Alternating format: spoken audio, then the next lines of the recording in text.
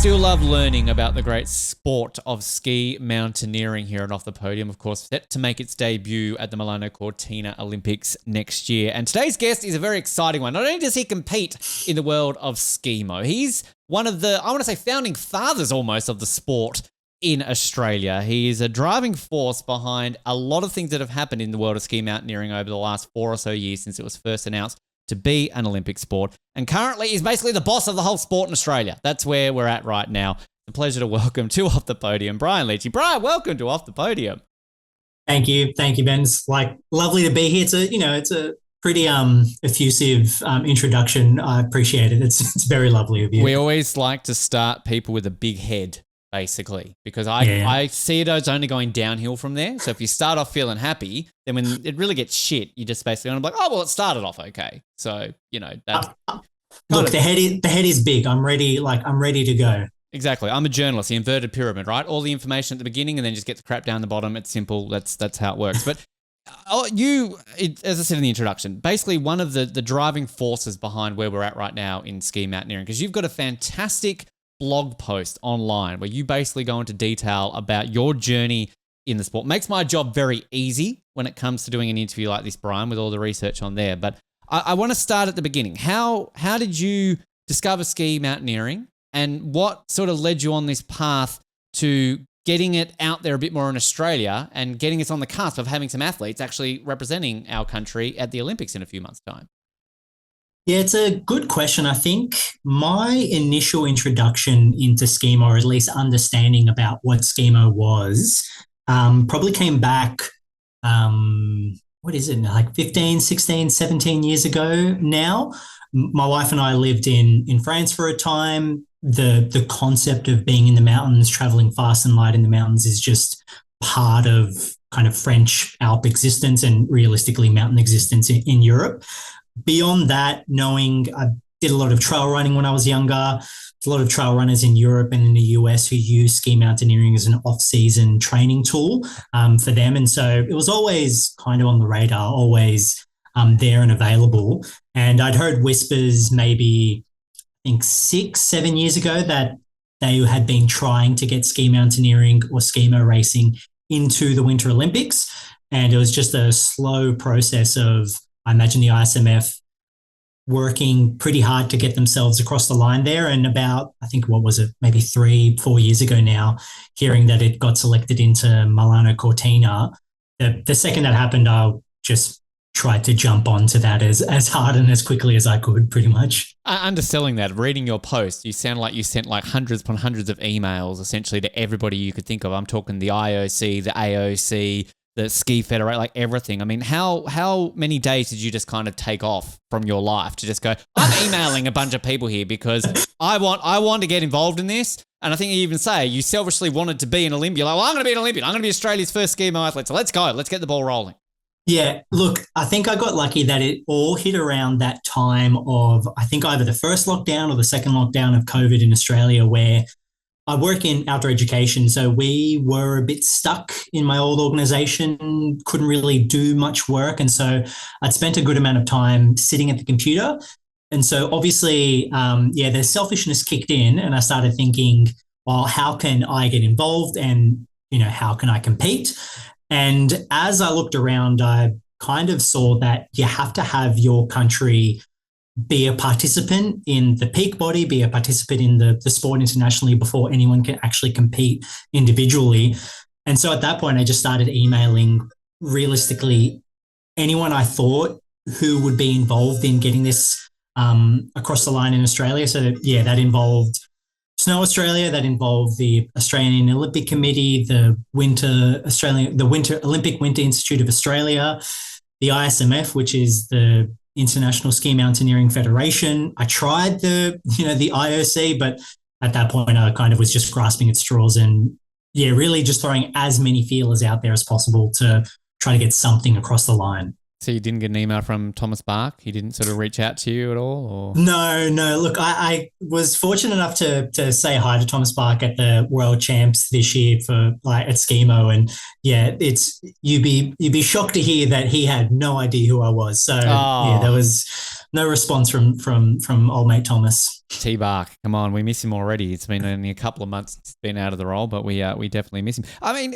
there's so many comparisons I want to use in this interview today to another time. I did this when we spoke to Max Drion a little while back, where I was sort of comparing it to the journey of sport climbing in the Summer Olympics. But I'm going to use a different comparison to another new sport, and you might laugh at this initially, but bear with me. I'm actually going to compare this a lot to breaking, because as we discovered through everything that happened after Paris and Raygun and all of that sort of stuff, and we had Raygun on the show many times before that happened, and we know the truth about what happened and everything, but as we discovered with that, there was no federation, there was no plans, there was nothing. Like, nobody knew anything, and they had to basically work from the ground up to even get Raygun and Jeff to the Olympics last year. So I see that as a very similar thing, reading your story and reading what you've sort of posted there, that it's almost a case of, here's this brand new sport, but there's no foundation in our country to pursue this and do that. So I find that always unique when you've got a brand new sport being brought into the Olympics, that sometimes it's a case of, well, it'd be great if we could represent Australia, but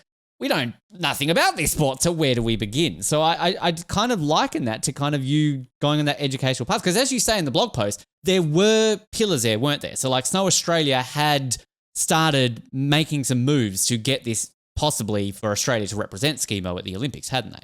Yeah. So the little did I know that as I was sending all my emails and as I was trying to interact with the ISMF and the AOC, that Snow Australia and a couple of key people within Snow Australia had also begun thinking through how to integrate SkiMo as a discipline within the kind of the Snow Australia quiver of disciplines.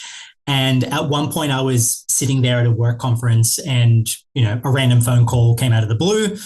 I screened the phone call because that's the type of person that I am, and didn't answer it. We all do it. Don't worry. We all do it. I think we've all kind of ended up at that stage in life. And after screening the call and getting back to Andy Evans was on the other side of the call.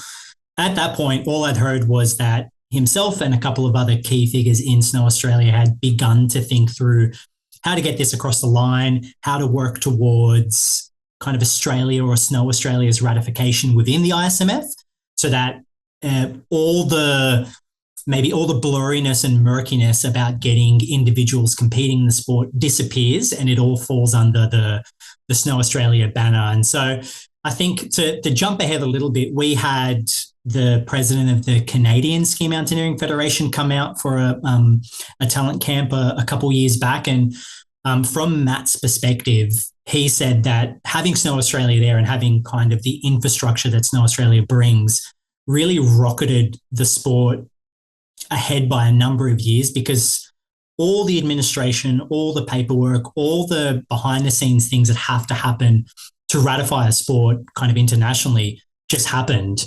And we could just focus on bringing in athletes and getting people to compete, which was fantastic. And at that point, were you more focused on helping grow the sport from an admin perspective, or had that sort of selfish desire that you mentioned still live within you, that you would begun competing? Like, you would sort of look towards realistically being that first Aussie athlete to be an Olympian in the sport of ski mountaineering? Yeah, I think it's kind of this weird perspective of trying to hold two truths up at the same time. That from my perspective, I love the sport. Like I said, I've known about and watched the sport for a good number of years. And so trying to find a way to grow the sport and support other athletes was high on the priority list. And then at the same time, I consider myself a fairly competitive person. And probably at that time, I wasn't in the quote unquote fighting shape that I find myself in now. But the opportunity was there. The avenue was there to race for Australia, or at least for someone like me who at least had that intimate knowledge of where the sport was going. I just saw that avenue kind of open up and thought, well, look, if I actually buckle down a little bit and try to, put actual work into this, is this a possibility? Can this happen? And so I think to answer your question, I did both things at the same time, if that was possible. And I think currently it's where I try to be the most transparent and the most open about where SkiMo is because I sit as the chair of the sport and someone who wants to compete as an athlete. I try my best to kind of let it be known that when it comes to team selections, when it comes to policy kind of confirmations and things like that, I remove myself from that process so that there's no kind of subjectivity as to what I'm doing. Just on a little tangent here, and I just want to clarify this, that the Australian media, I'm looking in the camera right now, in about March next year, okay? If shit hits the fan in ski mountaineering, and be it Brian or somebody else is the ray gun of the Winter Olympics, right now listen to what Brian is saying. He is saying all this right now on the record. So all of these conspiracy theories about him being involved behind the scenes and skewing the actual results, similar to what everyone claimed about Ray Gun and her husband, which she explained on this show was not the case. Evidence right here. Okay, I'm just pointing it out. No conspiracy theories in March 2026 if this happens, okay? Lock that in. Hashtag defend Ray Gun. I'm just pointing it out. This is the shit people need to listen to. But I mean, all jokes aside though, you mentioned like trail running and things like that. Had you been involved in other sports competitively? I mean, had this Olympic dream of yours, I guess, always existed within you, Brian, sort of growing up, sort of dreaming to become an Olympian? I think maybe not an Olympian per se. So my family's originally from Romania. My dad escaped the communist system in Romania and kind of had to effectively escape jail time in Romania to make his way to Australia. A couple of months later, I was born back in Romania, and then the whole thing of he saved a lot of money to bring my mum and I over. And so I think the concept of competing for this new country that I call home, that I'm a citizen in, wasn't really top of the priority list. I think from a more personal perspective, you could imagine that a person that can fight to bring their family out of a harsh country like Romania at the time, that did instill a certain level of competitiveness and drive in me. And so sports, I played a lot of basketball when I was younger. I went to and played basketball in the States for a high school over there. Did a bit of trail running when I was younger as well. And so the concept and the idea, or the want to compete at a high level, was always there. Making to the Olympics for something was, I think I had done well enough at sports that I was at least open to the idea that very, very hard to make an Olympic team and very, very hard to compete at that level. And so it was a distant dream or a distant goal. And yeah, like I said, I think that this avenue opening up just allowed me to at least try to make it to happen. But I admire that in terms of, you say it's selfish. I don't see it as selfish. I see that as passion. Like it comes down to that level where you're going to take an avenue and you see it. I've joked on this show for many years, Brian. I always wanted to be an Olympian. I was like, oh, I'll be a curler. That's the easiest one. And obviously not quite easy. And Tali and Dean have stolen my thunder. I now say, well, ski jumping is the only the only Winter Olympic sport Australia's never had an athlete in. And as a Tasmanian, we've never had a Tasmanian winter. So if I could get over my fear of skiing, going fast, jumping, I'm sure I could do it. But realistically, it's never going to happen. Whereas it's different, I think, on your perspective, where you've got this avenue, you've seen it, and then you can kind of see these different paths. Because if I'm not mistaken here, now I've gone on to the SkiMo, the website for international skiing, and there is 12 registered Australian SkiMo athletes on this website. I don't know if that is accurate at the time we're recording this. But if you were to probably go over all the Olympic sports in the world, that is a high ratio chance of making an Olympic Games. I realize there's only one male and one female, but say 6 of them are male, 6 of them are female, 1 in 6 chance of making the Olympics there, Brian. Whereas if you're a swimmer, that's not going to be the case. So dreams, selfish, you've just whittled down the odds, I think. That's the way I look at it. It's playing the numbers. I'd like to consider myself a fairly, numbers analytical, analytical mind-based person. And, I saw the number, the opportunity, and just ran full force right into that. What was so once sort of you discovered it, there were moves being made by Snow Australia and everything, and you were this guy, I'm going to, give this a crack. Had many other athletes at that point been the same, or were you one of the first to kind of put your hand up and go, I'll give this a go, and others just, I guess, eventually found their way into it? Yeah, it's a good question. It's so from, I think what was that, like October 2022 or something like that, and running into the 22-23 season. From my perspective, being on the committee, at that point, we only had 3 or 4 athletes put their hand up to want to compete. So even better odds. Sorry to interrupt, but even better odds at that point. Come on. But yeah, that's definitely well, to be fair, Phil Bellingham was the only male that put his hand up at that point, and so the odds were even more in my favor. But I think we had Phil, we had Anna Trinker, Kate Zander, and Inika De Rosa all jump in to compete internationally that season. There was a couple of other people that I think tentatively put their hand up, but they didn't end up competing that season. And so it went out there. My name and contact were kind of put out there as, hey, if you would like to compete, reach out to this fellow here. And so I had a couple of people DM me, email me, ask about it. I provided what insight I had. But yeah, at that point, that initial season, there were only, I'm pretty sure from memory, only 4 athletes that competed that season, and kind of just grew from strength to strength from there. And where do you even begin at that point, Brian? Because I kind of, and please correct me if I'm wrong in any of this. I mean, if you're a sliding athlete, if you're a luge, skeleton, bobsleigh, there's no track in Australia, right? We know that. You've got to travel for it. Many of these other sports, whereas a lot of our snow-based sports, you can at least ski in parts of Australia, right? There's snow, you can ski, you can get started. But for ski mountaineering, is it a case of you need more mountainous terrain? Like, because we're not that mountainous of a country, you need to go travel? Or is there sort of a middle ground? Can you go to, Hotham and Thredbo and these sort of places and at least get started that can then push you towards the higher peaks of ski mountain?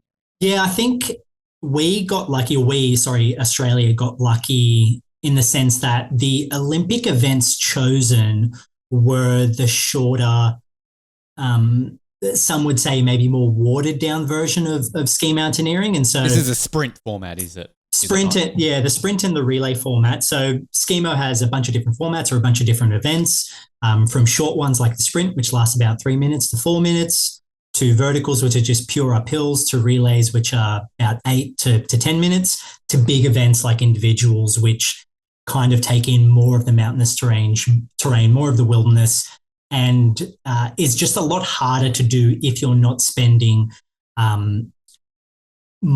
multiple days in kind of big mountains putting in work. So I think for myself, and at least for some of the other athletes, the opportunity to compete and compete quickly was there because kind of the playing field leveled the playing field, if that makes sense. That the sprint event and the relay event meant that for the Australians to compete, to start off with, you needed the engine. You needed to put in a lot of hours kind of working on your uphill capacity.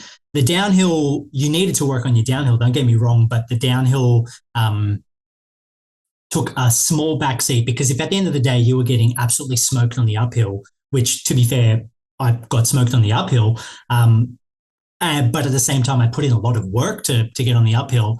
If you get smoked on the uphill, realistically, it doesn't matter if you can ski the greatest downhill or you're the best downhill skier because the Europeans, the Americans, the Japanese, the Chinese, the rest of the nations, they're so strong on the uphill. It's astronomical how quickly they move on the uphill. And so as far as training goes and as far as preparing yourself goes, you can just go to Hotham, you can go to Falls, to Perisher, to Thredbo and work really specifically on the uphill capacity, as well as working on the downhill capacity. And if the Olympic events were to change in the future, I think that would change how we, both as a committee within Snow Australia, as a discipline within Snow Australia, think about how we prepare and select athletes, and at the same time, individuals training and preparing for the sport as well. That's where the comparisons I see are to sport climbing, because as we saw in Tokyo, it was just a combination event when there are 3 very distinct disciplines in sport climbing, which we then saw 2 in Paris, and we're about to see all 3 separated for LA. So I think, talking to Max, we were talking about those different disciplines and where that could obviously grow from there. Where are you then targeting athletes from? We joke on this show all the time that, aerial skiers are always poaching freaking gymnasts, right? Like they're just sneakily in the rafters of gym competitions going, you, come over to aerial skiing. Is that a ski mountaineering thing as well? Are you going off, Phil, you're good at cross country, come on, off you go, trail runners, here you go, come along. Where are you stealing is a nice word I'm trying to use here, Brian, but where are you getting these athletes from? It's a real funny thing that you've said that. To go back to chatting to Matt from Canada, that was effectively Matt's helpful tip was, hey, look at the cross-country ski team in Australia and maybe pick the people who are 8th or 10th on the team and ask them if they'd like to join. But I think all jokes aside, I think people like Phil, or even some of people like Anna, people like Kate and Inika, or even Lara and Dan and Bastian, all those people kind of put their own hands up. It was pretty fortunate that I never had to actually poach anyone.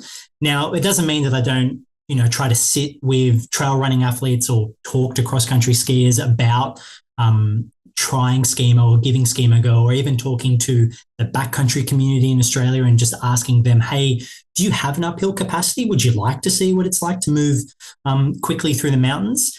As far as kind of poaching athletes or selecting athletes, I think you look at some of the other countries and you can see that they have athletes specialized for different events within SkiMo. And so some of the greatest uphill runners in Switzerland are also some of their best uphill skiers. And so there's definitely an overlap there. I don't think we would ever poach, or at least I'll say it on here, I don't think we'd ever poach. But looking at the cross-country skiers, looking at trail runners, even looking at track athletes, if you're someone with a high capacity and you enjoy going downhill skiing, like, hey, let's chat. Let's find a way to get you on some skis. I think maybe before we continue, I think the one thing to pass on is, as I've spoken to prospective athletes, usually I hit them with the same 3 questions. And these are the kind of the 3 qualifying questions as to whether or not they want to jump in to race or to even give it a go. And the first one is, have you skied before? Because a couple of people have reached out to me and I can. Usually the word scheme, I'm guessing that might be a slight, qualifying point. Yes. Yeah. A bunch of people see runners like Killian or runners like Jim Walmsley do ski mountaineering and think, I'm a runner, I could do this sport. And it's like, do you ski? And they're like, no, it's probably not for you. Get on that then. You probably need to get on that part. The gear is so specific. The gear is so, at the same time, so expensive because of its specificity. The second question is, are you willing to buy racing gear? It's quite hard to source. Are you willing to get it? Then the final question, are you willing to get reps in Europe? Are you willing to spend time racing national cup races, continental cup races, local races on the Austrian hill? And for the most part, if people can't answer yes to those 3 questions, it's at that point, I don't tell them, hey, you can't compete. People are kind of self-selecting, like, oh, I'm actually not willing to buy the gear or race in Europe. Hey, no worries. Like, that's perfectly fine when you are or you'd like to.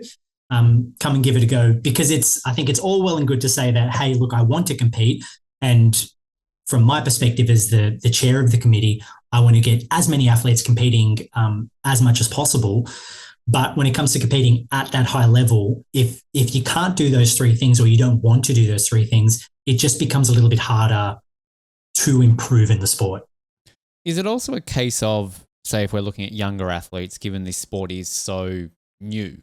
I know whenever we get skiers on this show, usually start off with a conversation, how do you get involved in skiing? And it's often a case of, I did a bit of alpine, did a bit of freestyle, did a bit of Nordic, and then they obviously choose on one of those 3 disciplines generally. Is it a case where, given the sport's so new, that we hope that in the future that there's that 4th discipline, that maybe there is some young skier out there, rather than doing alpine, freestyle, or Nordic, they're doing ski mountaineering? Like, that's kind of like the 4th one to add on to it, if that makes sense. 100%. I think that the more and more, I think it goes hand in hand with the gear, actually. I think the more that gear becomes lighter and more accessible to the Australian market, especially for touring and for mountaineering, the more you see brands like North Face or Arc'teryx or La Sportiva, Scarpa, all of them bleed into moving kind of quickly and efficiently in the mountains. I think the more that the backcountry community will start to bleed into the on-resort snow performance community. And so you will find younger people, and you do see it now, younger people starting to spend more time in the backcountry. And I think invariably you find a couple of people who are competitive and a couple of people who want to do more. And from my perspective, as long as we can continue to bang the drum of ski mountaineering and put it on people's radar, I think the higher the chance is that those younger athletes see it as an opportunity to race and to compete and to maybe even represent. Which is also a case of, if we're having this conversation in 12 months' time, Brian, it's going to be completely different, isn't it? Because there are so many people right now who still have never heard of this bloody sport, but they're going to see it at the Olympics and it's going to tick a light bulb, isn't it? That they're all of a sudden, wow, that looks amazing. I want to give that a go.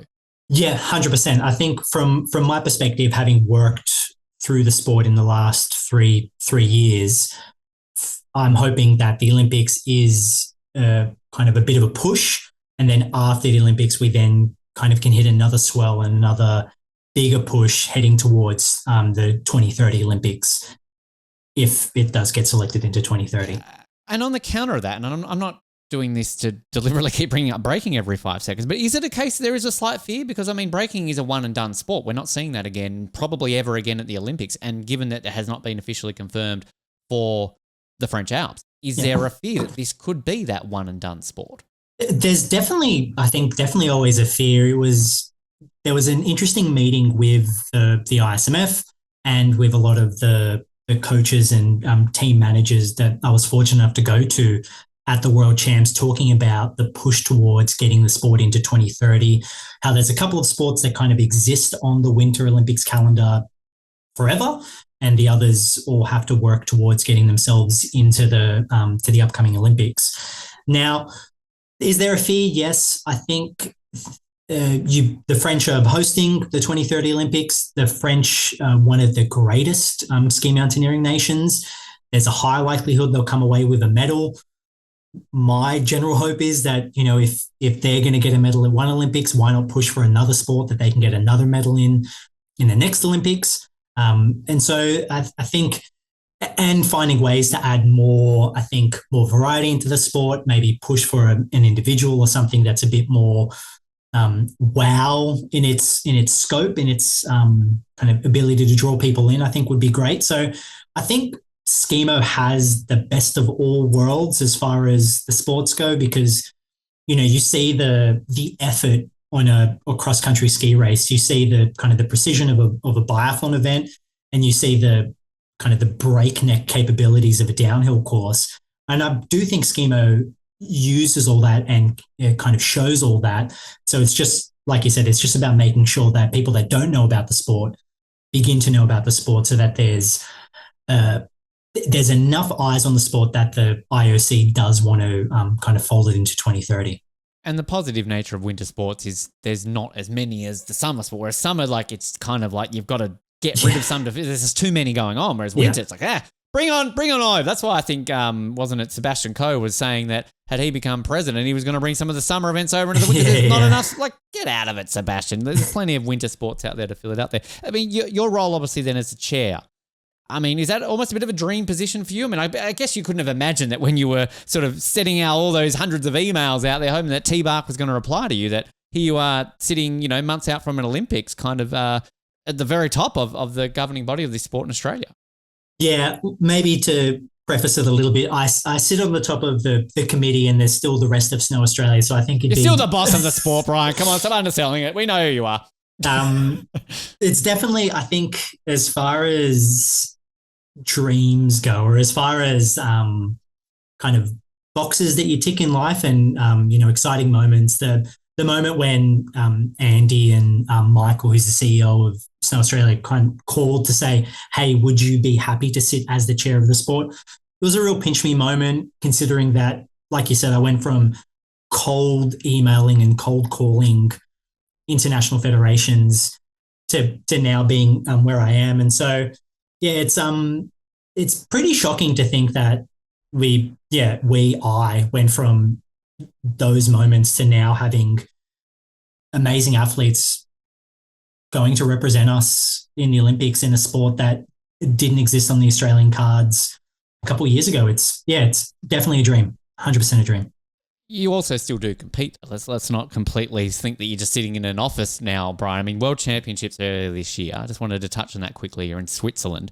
88th in the sprint, 82nd in the vertical race. Now, I just also want to point out, though, that you were the third ranked highest Australian in the sprint and the second ranked Australian in vertical. So I'm just saying right now, bronze medalist Australian champion, basically silver medalist Australia. Like, I don't know if we have Australian SkiMo championships, but I'm calling it that way. What was that experience like? I mean, again, going back to that very selfish dream of becoming an Olympian, that here you are representing Australia at the World Championships of this sport. Look, I'll pivot a little bit from the World Champs to another event, because I'll be very upfront. The World Champs weren't probably my best event of the season. I think from my perspective, the World Champs were great because I think at that point it felt a lot more like a team. The week or 2 weeks before the World Champs were the Olympic test event in Bormio, where the actual Olympic SkiMo event will be held. So I hit my best performances at the Olympic test event. I hit one of the partial qualifications for the Olympics with the Olympic standard, which was pretty fantastic. Got a little bit sick before the World Champs and kind of just did my best to drag my body through those events. But I think the World Champs was just, I think, eye-opening in how kind of great the sport could be and how fantastic it is to compete with kind of the rest of the Australian athletes. I think I set out with the goal for the season to maybe finish second or third. Male was, I think, my peak hope. And in a far off distance dream, I would have finished first, but that probably wasn't going to happen. And being realistic, I think that was the right dream to have. And so I think I finished third for the season. Bastian finished ahead of me, and then Phil finished ahead of us both across the entire season. But yeah, the World Champs were, it was pretty spectacular to compete at the World Champs. But in that, cheeky pivot, the weeks before at Bormio, that was, I think, maybe a few moments in my life sit prouder. Obviously, marrying my wife, having our son. Correct answer. Yeah, Brian. But yeah, I think coming off the relay in Bormio and realizing pretty quickly that I kind of made that first qualifying mark, it was actually kind of validated a lot of the effort, and felt really good. Still pretty special to say you're top 3 in your country at something, right? Like, I mean, that's not bad. We play the numbers game, 6 men, look, top 3. I'll still take it. Just don't say those details, right? Like that's, that. But I mean, on that page, what is it prospect then for you to qualify for the Olympics? I mean, I'm going to get back to Phil in just a second, because it's that weird thing where we're airing this after we've already spoken to Phil, but at the time I'm recording this, I haven't spoken to Phil yet, so we haven't gotten to that part yet. But for you, realistic, what are the hopes there, and kind of, can we be talking to you in a few months' time as an Olympian? Yeah, like, in the realm of statistical probabilities, there is a statistical probability. I don't know, probably sits in between 0 to 5%. You have a higher chance of making the Olympics right now than I do. Let's just clarify that. There's one more event that allows for Olympic qualification, and so that's the solitude-based Mount Solitude in the US. The first World Cup stop of the season in early December is the final time any nation can have athletes qualify. So currently, at the moment, right now, it's not my goal to head over to the US to compete. Unfortunately, I think with Phil being where he is, with Bastian having already met the qualifying mark for the season, being above me, and maybe at some point in the conversation we can get to, like, the cost and the time to get away is just, it's quite a big load to cover. And so unless within the next couple of months something were to happen to the other two gents, my genuine hope is nothing happens, that Phil kicks ass, that Bastian is on standby. That would be the only way I would step in. So look, in the realm of probability, you could talk to me in, 7 months' time. You're not ruling it out. You're not saying it's impossible. Look, I still train really, really hard and still hope for the absolute best. But I think from, like I said, holding up 2 truths, the truth of being an athlete, truth of being the committee. I think from my perspective, I also want to focus a lot of effort on preparing the team to do well. 3-part question then. You've added a third question, which I'll get to. So just to clarify, because there's only 18 men, 18 women, right, in each of the events. So, does Australia have a guaranteed quota, or do we have to achieve that quota? No, we were given a quota on kind of a continental space basis, and so within our area of the globe, there was spots allocated, and so as long as we had a male and female meet the Olympic standards, we had that spot that we could allocate athletes to. And how does that then work? If you are the chair of the committee, now I can imagine that you perhaps get a say in who those athletes are. Can you not just be like, whoops, written my own name on there, I'm going to Italy? Yeah. I think from the outside looking in, someone could definitely quote unquote ray gun that and be like, well, look at him go. He's just remember that's media. We're joking right now. We're joking. It's big joke. Joking. Big jokes. Nothing but jokes. It's all jokes. It's always jokes. So there's a committee, and then within Snow Australia, there's a selection committee that sits independent of, in effect, sits independent of the disciplines, and then that committee has experts within those particular disciplines kind of apply insight to the selection. So on a given year, if I wasn't aiming for Olympic selection, I would be the quote unquote expert that would be spoken about as far as who would be selected. But because I was going for an Olympic space, that wasn't me either. And so in the end, I had nothing to do with kind of the selection, or nothing to do with who was selected even for events at the World Cup. There's a separate committee that made the decision. So in the end, there were races that I didn't do well enough compared to someone like Bastian, and so that Bastian was selected to race instead of me. And so there was a good, clear boundary between what I do, and if in the future I decide not to compete anymore, I probably will step into the selection role. But as long as I'm competing, I have been removed, and I've removed myself from any of that. Just again, media. That part there that he said. All right, just clarify that. The third part, you sort of raised it there, funding. So, I mean, how does it work for a new sport? Like, this might not be a question you can answer. Like, does the AOC automatically go, all right, we've now got to carve out a slight bit more of budget to give to our SkiMo athletes? No, I mean, how does that work when it comes to sending the two athletes we're going to send to Milano Cortina in a brand new sport? Yep. So I can't speak to it too deeply because I'm not in depth involved with the budget of Snow Australia. So Snow Australia sets a budget and then kind of allocate the budget to the different disciplines. So SkiMo has a budget that we have for kind of working through the administration, paying for flights, for media, things like that. And then the AOC has solidarity grants that we've applied for in the past for sports for these upcoming nations in new sports to receive some money that we can kind of put towards athletes going to kind of training camps. So there was a couple of youth training camps the last couple of years, as well as kind of funds that we can provide to selected athletes to help them train and to help them prepare. And so within the big AOC, there's probably money allocated towards SkiMo, or at least Snow Australia, then into SkiMo. And so there's money there to cover things, but at the same time, there's just also a lot of people doing kind of just volunteering their time, whether it be SkiMo is their actual job or whether they're just volunteering because this is them helping the sport grow. So there is money allocated. I'm not sure of the nitty gritty, but there's also just a lot of people doing a lot of work. Is there, we always like to, because particularly when it comes to winter athletes on this show from Australia, we know that there may be funding, there may be that, but it only goes so far. Obviously, there's a lot more to it. Is there plans, or are there things currently in place for fundraising? Can people help out? And also, have you thought about things like T-shirts and merch? Because we're big merch advocates on this show. We want team #Aussie SkiMo. I don't know if you have a nickname yet, but I mean, get those on board because we want to help out where we can. Yeah, I think that currently there's nothing quite, at least from my end, there's nothing on the horizon.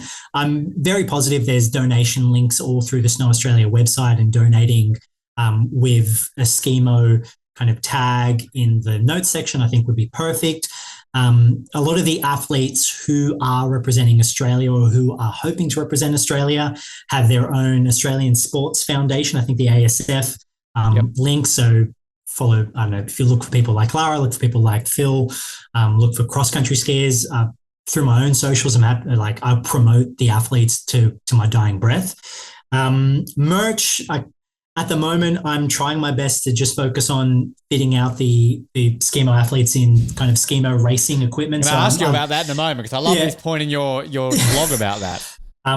We haven't gotten quite to merch yet, but look, I'm all for any merch ideas, any mascot ideas for SkiMo. Just hit me with them all. I'm trying to think of that because, our selling point, because most teams have a name, right? It's an Australian tradition. I'm trying to get our moguls team to call themselves the Bumperoo. That sells itself. But I'm trying to think because there's a tree kangaroo, isn't there? So they climb. So is there sort of could we be the tree kangaroos for our SkiMo athletes? I don't know. I don't think tree kangaroos have been taken by any other sport, have they? No, I don't think rock hopping wallabies could work. There's probably something there that we could treat. I'm happy with. Look, I'm open to all of it. I'm happy with whatever people want to come out with. If there's a water-based animal that you think works well for SkiMo, throw that in there as well. The platypus. Because we don't have a national team named after the platypus. Arguably one of our most famous. We don't. Why do we not? What's going on, Australia? I'm pretty sure there's an echidna. I think there's a national team named after. Why that can't be right. Take the platypus right now. The platypus in the ski mountaineer, the SkiMo team, and the platypuses there. I'm just imagining the Europeans trying to throw out the platypuses. It's going to be lost in translation somewhere. I can just see it happening. I know obviously Sydney 2000, one of the three mascots was a platypus, fair enough. But it's just, I don't, that blows my mind. I'm going to do some research on that, Brian. Yeah. Surely that's not right. I was going to suggest the quoll. That's one of my favourite random Australian animals that never gets used. Yeah. No, take I like platypus. That. Quoll's a platypus. We'll work something out on that one when it comes out. It's a workshop. It's a workshop. On the uniforms, though, you say in the blog post that you could basically do an entire blog post on its own on uniforms. What is the what does it need? What do you need to design a SkiMo outfit? And what have you had to do over these years of making sure that we're looking good out there in our green and gold SkiMo platypus quoll outfits? Yeah, I think the quoll outfit I like. Yeah, quoll outfits. The spots. You can have the spots on your uniform. There you go. That's the funny thing is about the kangaroo is I think the kangaroo is such a perfect kind of animal to use for a SkiMo mascot because there's a pouch on the uniform where the skins go. And so, kangaroo pouch, it kind of all makes sense there. But platypus have a pouch. they're all marsupial monotremes, aren't they? They've got pouches.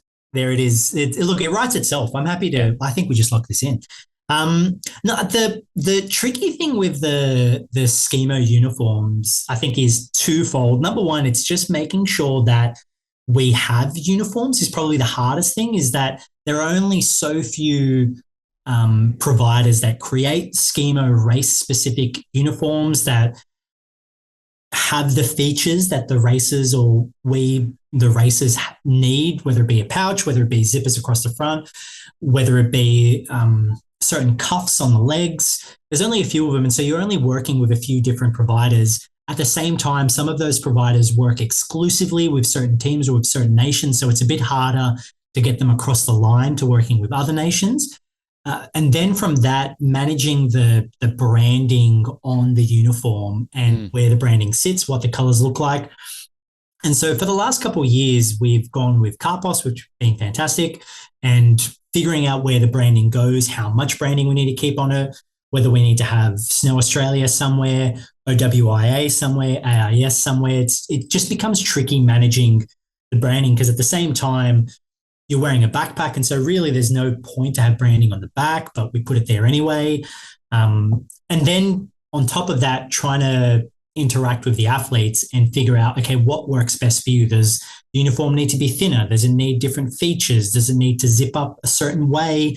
And so we've tried our best as we pivot towards the Olympics to find a uniform that ticks kind of those particular boxes. So we're still working through it and we're still trying to lock it in. But there's just, I think because it's a new sport and because it hasn't gone through the years of refining that the other uniforms have, it's just been this real shot in the dark trying to figure out the best way to make it happen while at the same time maintaining the standards that the AOC and Snow Australia have set. Well, I was going to ask, because that must make it then tricky, because obviously what the AOC have isn't it carbon for winter sports, right? So at some point they have to contact you and say, what do you need? And obviously then they have a general design of how the entire team's uniform looks. So is that a process that you've got to work hand in hand with Carbon, the AOC, to really kind of, get all this together, if that makes sense? Yeah, fortunately for me, I think I lucked out in that I currently am just working with the supplier to get the suppliers over the line with effectively get them over the line with what Carbon and what the AOC have dictated. And so telling the supplier, look, this is how it works for, let's say, the cross-country uniform. This is kind of the collaboration agreement. This is what it looks like. This is the give and takes of it all. And then having the supplier just not just be okay because they're going to get paid for it, but to be okay with this process. And so, like I said, because those suppliers are so few, they've not gone through the rigmarole of the last, 20 or so Olympics where it's really just a box tick and away we go. Here's the design and make it happen with the Carbon brand. It's just helping them understand that different nations come to the table with different needs and different kind of branding priorities. And so at the moment, at least I'm lucky in that I just work with the suppliers, help them understand where we're coming from. At the moment, it seems like a lot of the suppliers are happy with where we're coming from. And it's just the kind of final nitty gritty of just agreeing with everything and moving ahead. It's all very interesting. Just, particularly again, new sports, all that kind of stuff, everything along those lines. I'm seeing here, I can't see any platypus or quolls. I'm just... Wikipedia have the lovely Australian national sports teams. There's a lot. There is a lot here. Look, here's to point this out to you, all right? We have a national team in Quidditch, and they are called the Drop Bears. So how do we not have a platypus in some other... the Wombats are our fistball men's team. They have the Possums in women's fistball.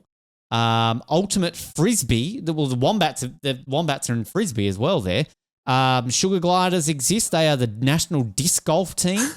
There's so many here. The Boomerangs are our national orienteering team. Yep. Team Koala are our women's under-23s lacrosse team. But this is the thing. We've doubled up. And there's about 20 different teams here called the Wombats. Stop stealing the Wombats. There we go. I think the platypus is just poorly represented at the moment. I think it's about time. Now, no disrespect to the wombat, but I'd rather a platypus than a wombat. A wombat's a great animal, don't get me wrong. But what's more unique? A platypus, all right? The most unique. Yeah. So we even have the Quackers, the Australian national team in round net. I don't even know what round net is, and yet we have a national team in it. So you are the platypus. The Australian ski mountaineering team are the platypus, the platypi. The platypis. The platypis? That works. We're going to wrap up with a set of get-to-know-yourself questions, Brian, that we always do. But I want to touch on him. People listening to this are going to be thinking, you've already spoken to Phil Bellingham. Why are you bringing him up on this chat? We haven't recorded that interview yet. But, how do you get somebody who's a triple Olympian in one sport to then still be going for his fourth Olympics in said sport, but then go, actually, no, I might try to... that's just... crazy that you've got him doing this. And realistically right now, is he going to be in SkiMo or is he going to be in cross-country skiing? But can he do both? I think the dream for Phil, at least he's openly said the dream is to compete in both. And so what both looks like, I'm unsure. I've got nothing to do with cross-country skiing. But I think someone like Phil, being a 3-time Olympian, he just is a snowman, if that's the right way to put it. I think we didn't get him into SkiMo. He decided that SkiMo was where he wanted to apply his talents and his capabilities. And so from my perspective, I think it was great to have Phil on board, and even racing with Phil and traveling a little bit with Phil across the season. Just a really great person to have represent the sport, whether it be cross-country skiing or SkiMo. So from my perspective, I hope he competes in both. I hope he absolutely kicks goals. Again, by the time people are listening to this, you've already heard me talk to Phil about it. But looking at the schedule here, it is doable because ski mountaineering is on a day that cross-country isn't on. And then, this is the thing. I am always an advocate on this show, Brian, for anything that crosses different sports. One of my favorite athletes of all time is Esther Ledecker, winning medals in 2 different sports back in Pyeongchang. So this to me is up there. So the fact that he's going for both, crazy. I love it. Edwin Flack levels of amazingness back when, the days of Olympians in multiple sports at one Olympic. Yeah. So we'll go on that. I'm here for dominance. That's all I'm here to watch. That's all I want to see. That's what the platypus are about, aren't they, Exactly, Brian? Exactly. That's what every single person who puts on the platypus when they're representing Australia, that's what first thing they think about is dominance. We're here to dominate. That's the platypus mindset. It's the motto. That's the motto, exactly. Ryan said we wrap up every interview, set of 10 get-to-know-you style questions that are standardized for all of our guests. And I'm going to start off with, what is the one thing that you never leave home without when traveling to a competition? And you're not allowed to answer skis because we know that's the obvious one. For me, it was, like the dustpan brushes, like a broom brush. Yep. To brush off my bindings, to brush off the snow in my boots, to brush off like that. As far as weird, awkward things to carry, that was in my bag. Okay. And so I'm always going to picture now when I'm watching your sport, just what's in the backpack. That should just be like the guessing game. What's in the backpack? Yeah. Because but a brush. Okay, I like that one. Do you have a tradition or a superstition that you follow before every big competition? There's always the stock standards of I try to visualize the event, try to, think through the cornering, think through the transitions, things like that, which usually sit up there. For me, and this is oddly one that as I've chatted with my coach, he's not like heaps happy of, but I've thoroughly enjoyed it. I need to have a Red Bull before the events. Like he's kind of been like, oh, look, it's probably a bit fizzy. It's probably doing something to your stomach, blah, blah, blah. At the same time, though, there's something about it that just really ticks my boxes. It gives you wings. Exactly. So, I mean, I can't imagine that doesn't help coming down a mountain, right? So, any potential sponsorship out there, you can never say no as well. I'm here for the taste. Got to be careful when I say those sort of things now, but I'm just saying, just putting it out there. Do you have a song that is on every one of your pre-competition playlists, no matter what? Ooh, the most recent one that I've had on is by, this is going to be a weird one. So it's a rapper named Big X the Plug. Okay. And the song's called Change Me. So that's one for people to dig into. I'm down for anybody called Big X the Plug. That guy's a rapper. Yeah. Anyway, move on. What's the most unexpected or funny DM that you've ever gotten? Ooh. Besides being asked to be on this show, you're not allowed to answer that. Look, there was a real out of the blue DM. Hey, what? What's this? Yeah. I think it's from other athletes from other countries. So not even Australian athletes, but even other athletes just kind of saying, oh, you did well out there. Good job. And knowing full well, I didn't do well, but it was just a very unexpected to hear from a bunch of other athletes who are, excellent at their sport. Even someone like Max, who you chatted to, to kind of say, oh, you did well. Good job. I know that. Right. I appreciate it. It's not meant to be condescending, and no, it's not, but it's just funny to catch those DMs. I like getting a bit of a positive one on that one. I'm sick of people telling us they're getting messages asking for feet pictures and stuff like that. That's a nice one. So that's a good one. The weirdest thing that you've ever eaten at an international competition, and did you like it? Weirdest thing at an international competition? There was, so in Bormio, we stayed at the hotel that just did kind of a rolling pasta menu every night. Okay. And so one of the nights was, I think, a squid ink pasta with some type of quadruple cheese sauce. And it sounded good, and when the pasta came out, it was black, heaps of cheese on it. But after finishing it, I sat down in bed and just immediately thought to myself, that was a mistake. Wow. And so it was, didn't sit well with you for a little bit? No. Yeah, there was, a couple of moments just thinking, is the toilet close enough? Will we make it from the bed? What color will it be? Yeah. I mean, the word squid ink just put me off, but then you hear the words it's contradictory. Like it's like squid ink, 4 cheeses. So I see the battle going on there with that one. On the positive side of food, what is your ultimate guilty pleasure meal after a big competition? Oh, it's a Macca's order, 100%. Oh, yes. It's one, 1,000%. It's so when I finished World Champs and finished the sprint, packed my bags, got in the car, started driving back to Munich airport. Stopped at Macca's there. I had a large, I think it was a large McChicken or like a spicy McChicken type meal with an extra cheeseburger and an extra filet of fish to really set it off. So I'm pretty sure I even sent that to the team group chat on WhatsApp just to say, I've reached heaven.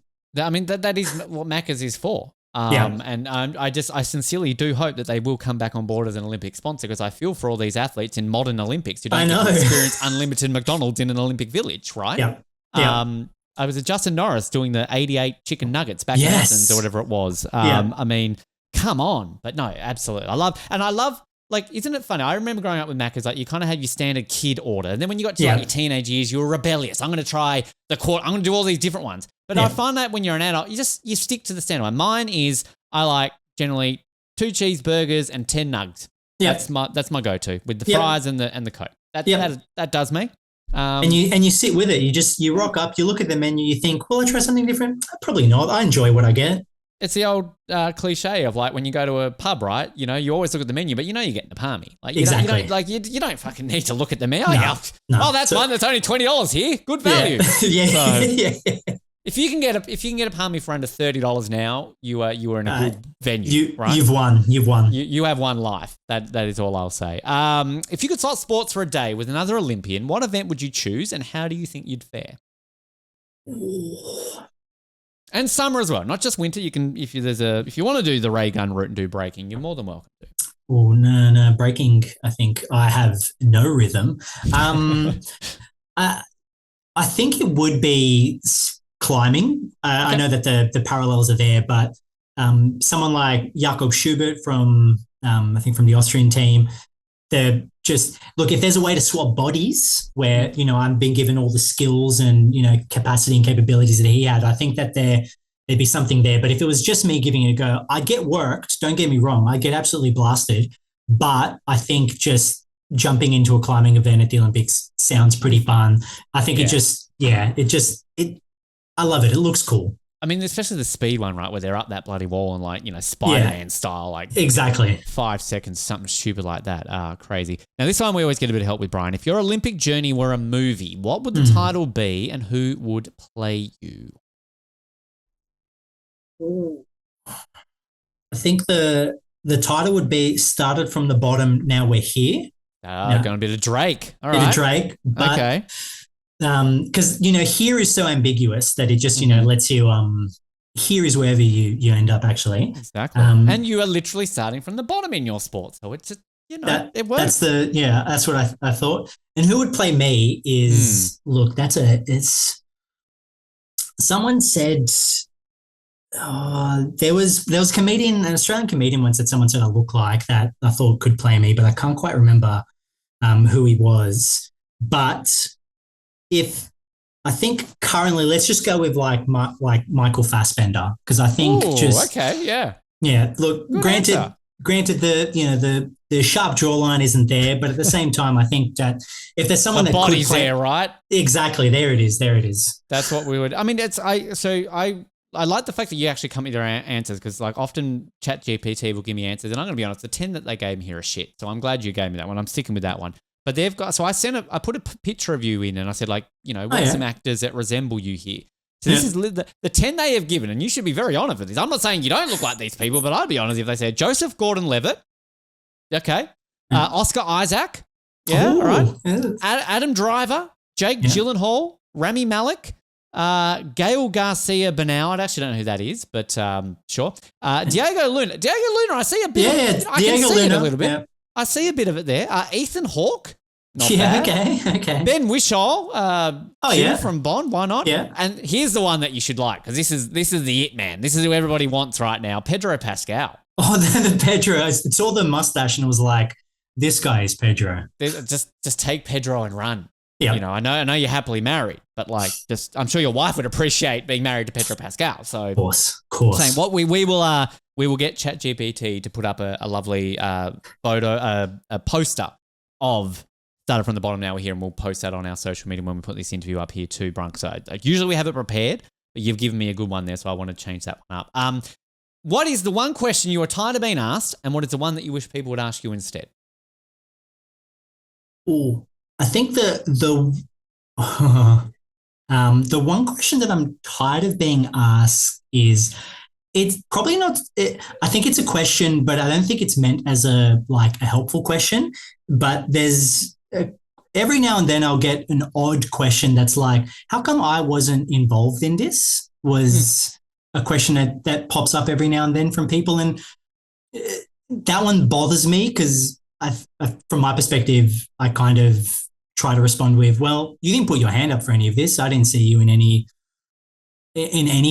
asking to be a part of this." And so I think, as far as one I'm tired of being asked is, if someone wanted to be a part of this, I think look at all the athletes that are competing now. They all put their hand up. And so there's kind of, if you want to be a part of it, just be a part of it. Just jump on in. Don't be afraid to. And the one that I think I would love people to ask is how can I help support the athletes? Mm-hmm. Is probably, now granted, support comes like money, sure, but whether you're a brand that just wants to provide vision and visuals for the athlete, whether you're someone that can help with administration for athletes, someone that can help plan and prep things, coaching services, whatever it might be, or even just someone, sports psychologist, whatever it might be. I think, how can I help support the athletes, I think would be a great question to get. There you go, people listening. Just that's how you help. You ask that question, and then simple, moves the sport forward. I like it. Last one for you, Brian. What is the one lesson you've learned more from losing that has shaped you more than winning? Deep, personal, hard to end it on with. I love it. Yeah. So when I lined up for my first World Cup race, my coach, to go back to the theme of holding up two truths, he said, "Look, you've got to hold up two truths, Brian. Number one is you've put in a lot of time, a lot of effort, you sacrificed a lot to be here on the start line. You should be expecting to do well. That's one truth. The other truth is you need to be prepared to get absolutely rocked by everyone at this event, and you're probably going to come last. Hold up those two truths and you'll be fine, because the second one blows the other one out. You've lost your perception." So I think what I've learned from losing is that losing is, as hard as it is for me to say this, losing is okay. It's going to happen, and that's okay. It doesn't play down the work you've put in. It doesn't mean that you don't deserve to be there, but it can happen, and it's going to happen, and it happens to everyone sooner or later. It's okay. Losing is okay. And I promise you, it's really, really hard for me to say that. I love hearing that, just because it's always the best way we end these interviews now, because it's such a powerful way to end it. Although I will say the only time, at least at the time recording this, I've asked that question to a ski mountaineer, Max did answer with the response of, "I do not lose," which might have won that question. Look, I love Max. Didn't Max come second overall for the season? Whoa, shots fired. Here we go. Max cracks me, but I love it. He did back that up with an actual answer, but it was, it was a nice way of starting that one. Brian, mate, if people want to follow your journey between now and the Olympics for yourself, and also plug the sport in general, plug yourself and plug where people in Australia can follow the sport in Australia as well. Yep. For me, it's fairly simple, brian.lichi. I spend most of my time on Instagram more than anything else, so brian.lichi. As far as following the sport goes, follow Snow Australia, their socials, Facebook, Instagram. Go to the website, click on the SkiMo discipline. There's donation sections. There's sections for newsletters. Sign up, be a part of it. Send me as many DMs as you'd like. I'm happy to be as available as possible. And then get ready for the inundation of platypus pictures and the platypus merchandise in their little SkiMo outfits, right? The platypus ChatGPT SkiMo outfit is. I need all of that. I'm gonna find it. I'm gonna do one. It's gonna go out there, and then it's the world is your oyster with all the platypi going out there. Brian, mate, it's been an absolute pleasure to chat with you and learn about yourself, the sport in Australia. Fingers crossed, everything for yourself and the sport moving forward. And we're looking forward to seeing how you and everyone else goes in the great sport of ski mountaineering in Milano Cortina in just a couple of months' time. Absolute pleasure, mate. Thank you for the time. I appreciate it.